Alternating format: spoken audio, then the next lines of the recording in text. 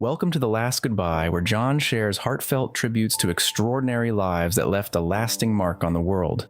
This channel is dedicated to remembering beloved figures from film, music, television, and culture, honoring their journeys, their achievements, and the legacy they leave behind. Through every story, their memory continues to live on with dignity and meaning. The country music world is remembering Jim McBride, who passed away at the age of 78, celebrating a life defined by heartfelt songwriting and lasting influence. Born in Huntsville, Alabama, McBride discovered his love for music early, eventually making his way to Nashville, where his career flourished. He became known for his honest, story-driven lyrics that captured everyday life with warmth and simplicity. His collaborations with Alan Jackson produced iconic hits such as Chattahoochee and Chasing That Neon Rainbow, songs that continue to resonate with fans. His songwriting was also recorded by legendary artists including Reba McEntire, Johnny Cash, George Jones, Willie Nelson, Charlie Pride, Randy Travis, and Toby Keith, reflecting his wide-reaching impact across country music. Beyond writing, McBride served as president of the Nashville Songwriters Association International, advocating for songwriters' rights and recognition. His contributions were honored by inductions into both the Alabama Music Hall of Fame and the Nashville Songwriters Hall of Fame. His legacy lives on through music that remains deeply human and timeless. Kerenne Fleming was an actress known for her gentle on-screen presence and steady work in television. She built her career through supporting roles that often stood out for their warmth and emotional honesty. Rather than seeking attention through intensity, she brought a quiet authenticity to her characters, making even small moments feel grounded and believable. Notable television roles. She was especially familiar to Supernatural fans for her recurring role as Karen Singer, the wife of Bobby Singer, where she added emotional depth and a sense of real-life grounding to the series. She also appeared in iZombie as Candy, a lively and unpredictable character who balanced humor with heartfelt moments. Across different roles, she showed versatility and a natural ease on screen that made her performances memorable. Legacy and remembrance. Kerenne Fleming passed away at the age of 51 after a battle with cancer, with the news shared publicly later and met with tributes from viewers and colleagues. She is remembered for the sincerity she brought to her work and the quiet but lasting impression she left on audiences who followed her career. Elle Simone Scott, a chef, food stylist, and television personality, is being remembered for her passion, creativity, and lasting influence on the culinary world. She passed at the age of 49, leaving behind a legacy shaped by resilience and a deep commitment to food as a form of connection and storytelling. Born in Detroit, she grew up understanding food as something that brought people together, a value that stayed with her throughout her life. Before entering the culinary world, she worked as a social worker, focusing on helping others, before eventually following her calling into cooking and food styling. After training at the Culinary Institute of New York, she built a successful career working behind the scenes on major productions and networks, where her creative eye helped bring dishes to life on screen. Breaking barriers and building community. In 2016, Elle made history as the first Black woman to join the cast of America's Test Kitchen, where her warm teaching style and approachable presence inspired many home cooks. Beyond television, she founded She Chef, a supportive community for women of color in the culinary industry focused on mentorship and opportunity. Through her work, she encouraged confidence in the kitchen and helped open doors for others. Her legacy continues through the people she mentored and the inclusive space she helped create in the culinary world. Gene Hackman, born on January 30th, 1930, is widely regarded as one of the most versatile and respected actors in American cinema. Throughout his long career, he became known for bringing a strong sense of realism, depth, and emotional honesty to every role, whether playing law enforcers, complex anti-heroes, or quiet, reflective characters. Breakthrough roles and critical acclaim. Hackman first gained major recognition with The French Connection, a powerful performance that earned him an Academy Award and established him as a major Hollywood talent. He continued to showcase his range in films like The Conversation, where he delivered a restrained and haunting performance, and later Unforgiven, which brought him a second Oscar and reaffirmed his lasting impact on film across generations. A lasting legacy in film over more than 80 films, Hackman earned numerous honors, including 2 Academy Awards and 4 Golden Globes. What truly set him apart was his consistency and ability to fully inhabit his characters in a natural, unforced way. He retired from acting in 2004 to live a quieter life, but his influence remains strong. At 95, Gene Hackman's legacy continues through a body of work that is timeless, grounded, and deeply human. For more than 5 decades, Marie Osmond has been seen as one of America's most enduring entertainment figures, a singer, performer, television personality, and businesswoman whose image was built on warmth, discipline, and flawless presentation. From childhood fame to international stardom alongside her brother Donny Osmond, she became part of a cultural phenomenon that defined family entertainment for an entire generation. Yet behind the carefully maintained smile and polished stage presence was a life shaped by intense pressure, emotional strain, and deeply personal struggles that rarely reach the public eye. Her story is not simply one of fame, but of endurance, of growing up inside an industry that demanded perfection long before she understood herself. This is the journey of a woman who appeared to have everything, while quietly navigating battles that would test her identity, her faith, her body, and her will to continue. It is a story about what happens when applause becomes expectation, and expectation becomes a prison. A childhood built for the stage, Marie Osmond's life in entertainment began almost before she could understand it. Born into the Osmond family, she was raised in an environment where music was not a choice, but a way of life. Her father, George Osmond, structured the household with strict discipline, and her brothers were already performing as a group long before she joined them. By the age of 3, Marie was already appearing on stage, her small voice blending into family harmonies designed for television audiences. While most children were learning play and imagination, she was learning timing, posture, and performance. There was little separation between home and work, childhood and career. Every smile, gesture, and note was shaped by expectation. In this world, success was normal and rest was rare. The foundations of her identity were therefore built not on self-discovery, but on rehearsal, repetition, and the constant presence of an audience watching her become what others had already decided she should be. Teen stardom and the loss of normal life. By the time Marie Osmond entered her teenage years, she had already achieved national recognition. Her 1973 hit Paper Roses transformed her from a supporting member of a family act into a solo country music sensation. At just 13 years old, she was suddenly navigating recording contracts, television appearances, and public expectations that far exceeded her age. While her peers experienced school life, friendships, and personal exploration, Marie's reality was defined by studios, schedules, and performances. Fame arrived quickly, but it also removed her from ordinary development. Her identity became closely tied to public perception, leaving little room to understand who she was outside of her role as an entertainer. The applause that followed her success masked the isolation that came with it. She was celebrated as a rising star, yet privately experienced the quiet loss of a childhood that could never be reclaimed, replaced instead by responsibility and visibility far beyond her years. The Donny and Marie era and the weight of fame. The launch of The Donny and Marie Show in 1976 marked a defining moment in her career. Alongside her brother Donny Osmond, she became part of one of television's most recognizable family acts. The show's success was immediate, turning both siblings into household names. Their performances combined music, comedy, and variety entertainment, capturing millions of viewers weekly. However, behind the bright costumes and choreographed smiles was an intense production schedule that left little room for rest or privacy. Marie's life became governed by rehearsals, tapings, and constant public appearances. The expectation to remain cheerful and composed at all times created emotional pressure that was difficult to acknowledge. Her image was carefully maintained, but internally she often felt overwhelmed by exhaustion and scrutiny. What the audience saw as effortless charm was, in reality, the result of relentless discipline and the quiet suppression of fatigue and personal discomfort.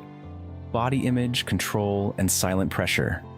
As her fame grew, so did the scrutiny placed on her appearance. From a young age, Marie Osmond was subjected to constant commentary about her body, weight, and presentation.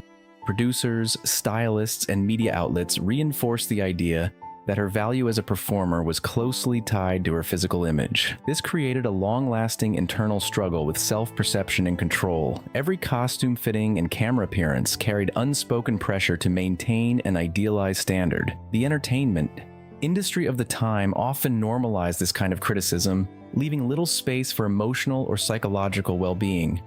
Over time, this environment contributed to a complicated relationship with her own body. Where confidence was often overshadowed by anxiety, the smile she presented to the world became part of a performance that extended beyond the stage, hiding insecurities that were rarely acknowledged publicly but deeply felt in private. Marriage, expectations, and identity transition.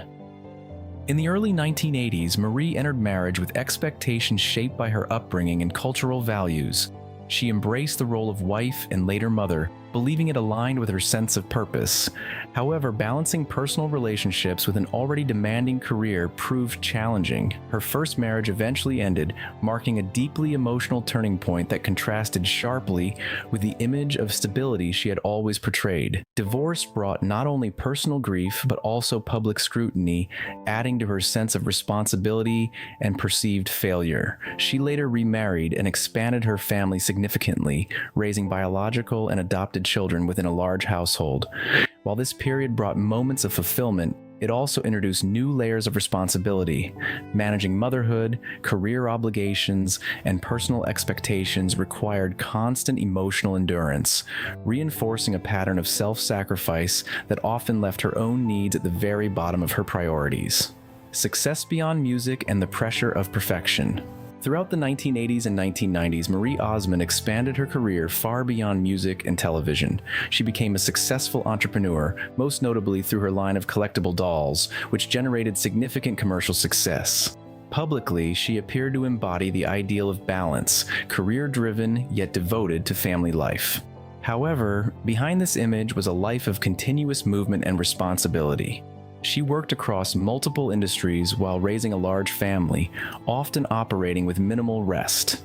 The expectation to maintain perfection in every role, performer, businesswoman, mother, created an unrelenting internal standard. Failure was not an option she allowed herself to consider.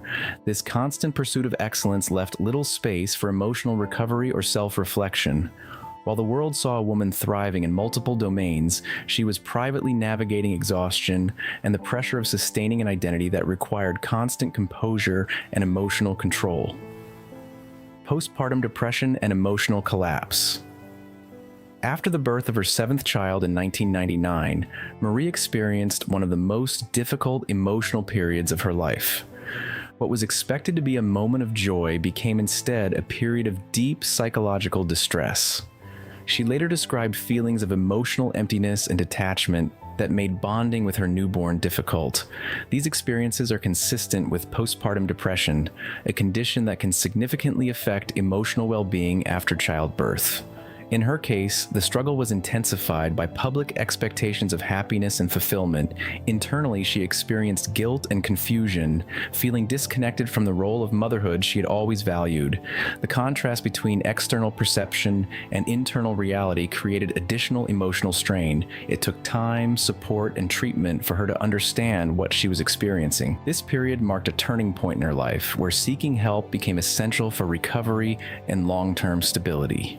Speaking out and breaking silence. Following her recovery process, Marie chose to publicly share her experience with postpartum depression, a decision that challenged long-standing cultural silence around maternal mental health. Her book and interviews brought attention to a condition that many women experienced but rarely discussed openly. The response was mixed. While some criticized her for revealing personal struggles, many others found validation and comfort in her honesty. By speaking out, she helped normalize conversations about emotional health after childbirth, particularly within communities where such discussions were often discouraged. Her openness also redefined her public image, shifting it from purely idealized perfection to one that included vulnerability and authenticity. This shift demonstrated that strength could exist alongside struggle. For many, her story became an example of how visibility and honesty can contribute to broader awareness, even when it involves sharing deeply personal and painful experiences. The long battle with body image. For decades, Marie Osmond's relationship with her body remained a central emotional challenge. From early fame onward, physical appearance had been closely tied to professional evaluation and public commentary. This created long-term internal conflict, where self-worth was often influenced by external perception. Over time, she faced cycles of emotional and physical struggle that reflected the pressure of maintaining an idealized image in entertainment. These experiences were not isolated, but part of a broader industry culture that often prioritized appearance over well-being. Despite achieving success in multiple areas of her life, this aspect remained a persistent challenge. Her later openness about body image issues contributed to broader conversations about self-acceptance and mental health in public life. It highlighted the reality that even highly successful individuals can struggle with self-perception, especially when exposed to long-term public scrutiny from a young age. Reinvention, resilience, and continued career. In later years, Marie Osmond continued to evolve professionally, taking on new roles in television, live performance, and entertainment production. Her career demonstrated an ability to adapt across decades of changing industry landscapes. She maintained a presence in the public eye while also focusing on personal growth and family life. This period of reinvention reflected resilience built through earlier challenges, allowing her to engage with her career on her own terms. Rather than being defined solely by early fame, she expanded her identity into multiple creative and professional directions. Her longevity in entertainment is notable not only for its duration, but for its adaptability. Through changing cultural expectations and industry shifts, she remained relevant by continuing to perform, connect with audiences, and share aspects of her life experience in a more grounded and reflective way. Loss, faith, and personal reflection. Throughout her life, Marie Osmond also experienced personal losses that deeply affected her emotional journey. These experiences, combined with the pressures of fame and responsibility, contributed to periods of reflection on faith, purpose, and resilience. Her upbringing in a structured religious environment shaped how she interpreted both success and hardship. Over time, she developed a more nuanced understanding of life's challenges, recognizing that pain and growth often coexist. These reflections influenced how she approached both her personal life and public storytelling. Rather than presenting a flawless narrative, she increasingly acknowledged complexity and imperfection.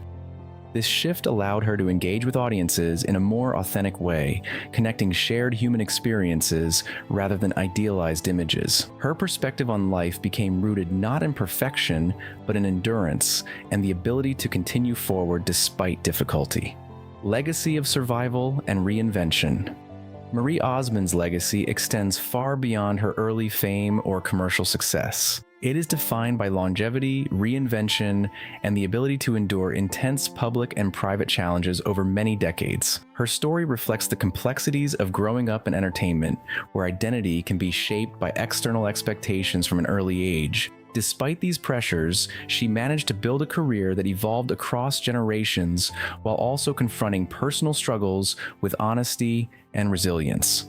Her willingness to speak about mental health, motherhood, and body image contributed to broader cultural conversations. Rather than being defined by a single narrative, she represents a multifaceted life shaped by both achievement and adversity.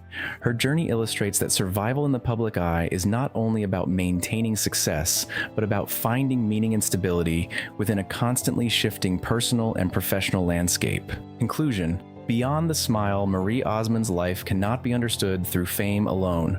Beneath the performances, awards, and public recognition lies a story of endurance shaped by early fame, emotional struggle, personal transformation, and continuous reinvention. She grew up in an environment that demanded perfection and spent decades navigating the consequences of that expectation. Yet her journey also demonstrates resilience, the ability to confront vulnerability, speak openly about difficult experiences, and continue building a life beyond the limitations placed on her from childhood. The smile that once represented an idealized image now carries a deeper meaning shaped by lived experience. It reflects not perfection, but survival. In the end, her story is not about flawless success, but about persistence through complexity and the quiet strength required to keep moving forward when the spotlight fades and only the person remains.